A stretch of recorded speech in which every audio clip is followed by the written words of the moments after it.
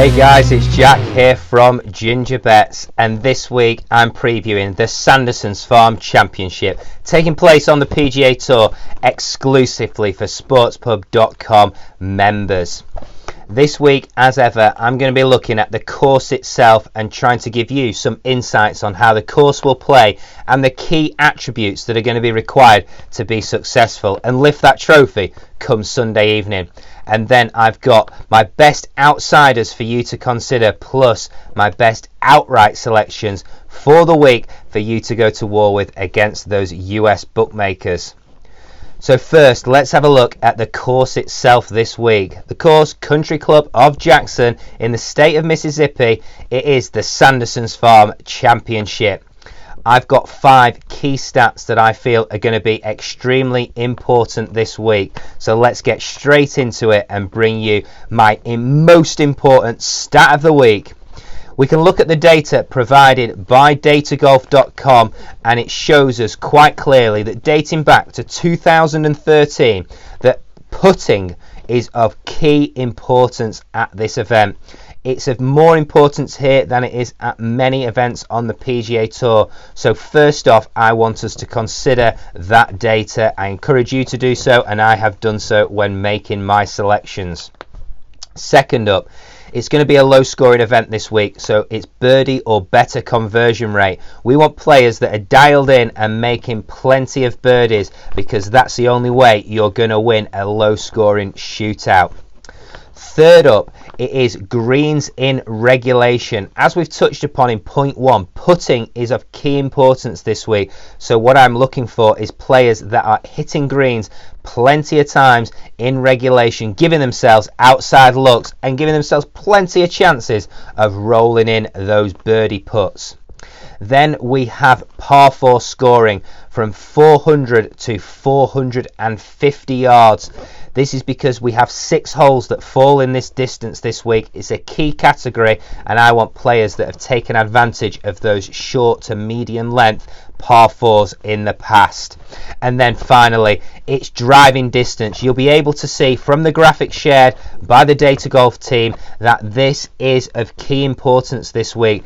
This is a hard driving course, and therefore it pays to hit it further and closer to that hole. Bit like Bryson does week in, week out on the PGA Tour, those players with significant length will be at an advantage whether you're in the rough. It is a hard driving course, and therefore players will miss fairways more often than they would at a standard PGA Tour event. That means that we want them closer to the hole. So they're the 5 stats of key importance this week. Let's get into the bit that you really tune in for, and that is the all-important outright selections for the week. First off then, this is a player that is available at plus 1800 with FanDuel. That's 18 to 1. He's the top 5 putter in this field. He's a class act in terms of ball striking, and he's somebody that I just cannot ignore at 18 to 1. I was hoping for 16 to 1, but with odds of 18 to 1, the first and the headline selection of the week will be Sam Burns. The second selection of the week will be a player that has shown consistency over the last 6 months. He's available at 35 to 1. That's plus 3,500 with FanDuel. And he's also a player that puts really well on the Bermuda grass putting surfaces that the players face this week. He loves the low scoring events, and he's somebody that I think can go well at 35 to 1. Second selection of the week will be Charlie Hoffman. The third selection of the week will be a player that has shown significant improvement. He also has, in the last 6 months, his best form of his career, but he's also got 2 top 20 finishes here in the past, and that is something where, well, he did that when he wasn't in the rich vein of form that he is now. Buoyed by the performance of his fellow Irishman in the Ryder Cup, I expect Seamus Power to go extremely well at 45 to 1. That's plus 4,500 with FanDuel. And then finally, to round off the outright selections for the week, it's a huge price. I can't believe the price of this guy, but he's coming up high in my models. He actually comes in the top 20 in my models, but sits outside the top 50 players in the outright betting selection market. I expect him to go off around 80 to 1, but right now he's available at double that with FanDuel at plus 16,000. That's 160 to 1. He's made the cut in all 4 visits to this track.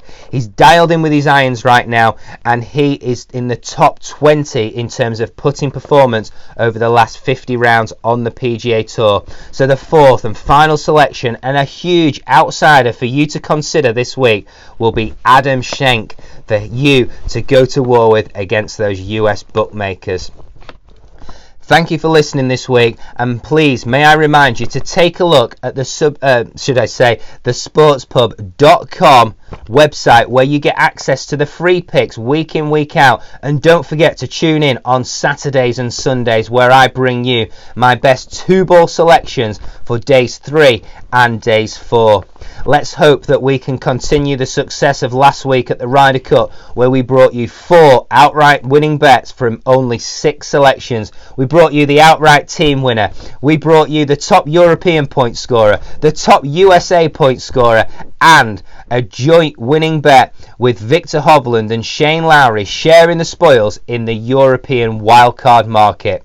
So we're off to a flyer here at sportspub.com. Let's see if we can continue the momentum into the PGA Tour wraparound season. Thanks for listening, and good luck with all your wagers.